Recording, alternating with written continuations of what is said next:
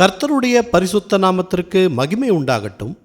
இந்த நாளிலும் கர்த்தர் நமக்கு தரக்கூடிய நல்வார்த்தை கொலோசையர் 4வது அதிகாரம் 5வது வசனம். புறம்பே இருக்கிறவர்களுக்கு முன்பாக ஞானமாய் நடந்து காலத்தை பிரயோஜனப்படுத்தி கொள்ளுங்கள். பிரியமானவர்களே, கிறிஸ்தவர்கள் என்றாலே கிறிஸ்துவை பிரதிபலிப்பவர்கள். இந்த உலகம் கிறிஸ்துவர்களை அன்பானவர்கள், தாழ்மையானவர்கள், நீடிய பொறுமை உள்ளவர்கள் என்றெல்லாம் நினைத்து வைத்திருப்பார்கள். ஆவியின் கனியை நாம் வெளிப்படுத்தும் போது இது சாத்தியமாகிறது. ஆனால் ஒரு சில சமயங்களில் கிறிஸ்தவர்களாய் இருந்தாலும் முன்கோபம், முரட்டு சுபாவம் போன்ற குணங்களால் நம்முடைய சாட்சி கெட்டுப்போய்விடக்கூடும். கிறிஸ்துவை அறியாதவர்கள் முன் நாம் அப்படி நடந்து கொள்ளும்போது நமக்கும் அவர்களுக்கும் எந்த வித்தியாசமும் இல்லாமல் போய்விடும்.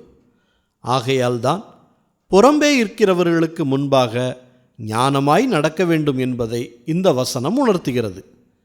இந்த காலத்தில் நாம் கிறிஸ்துவின் அன்பை மற்றவர்களிடத்தில் சுவிசேஷமாக சொல்ல வேண்டுமானால் நாமும் மற்றவரிடத்தில் அன்பாய் நடந்தால் மட்டுமே அது சாத்தியமாகும். ஆகவே காலத்தை பிரயோஜனப்படுத்தி கிறிஸ்துவின் அன்பை வெளிப்படுத்தி மற்றவர்களையும் கிறிஸ்துவின் அண்டை சேர்ப்போம். ஜெபிப்போமா. நல்ல தகப்பனே, இந்த நல்வார்த்தையை தந்ததற்காக நன்றி செலுத்துகிறோம். இன்றைய நாளிலும் மற்றவர்கள் முன்னால் எங்களுடைய சாட்சி கெட்டுப்போகாமல் நாங்கள் ஞானமாய் நடக்க உதவி செய்யுங்க. கிறிஸ்துவல்லாத காரியங்கள் எங்கள் வாழ்க்கையில் இருந்தால் அதை இந்த நேரமே எடுத்து போட்டு எங்களை பரிசுத்தப்படுத்துகிறோம். இனி வரும் காலத்தை உம்முடைய அன்பை மற்றவர்களுக்கு வெளிப்படுத்த எங்களுக்கு பலனை தாங்க. எங்களை எடுத்து பயன்படுத்துங்க. முற்றிலுமாக தாழ்த்தி ஒப்பு கொடுக்கிறோம். எல்லா துதி, கன, மகிமை எல்லாவற்றையும் உமக்கே செலுத்துகிறோம். இயேசு கிறிஸ்துவின் நாமத்தில் ஜெபிக்கிறோம் பிதாவே. ஆமேன், ஆமேன்.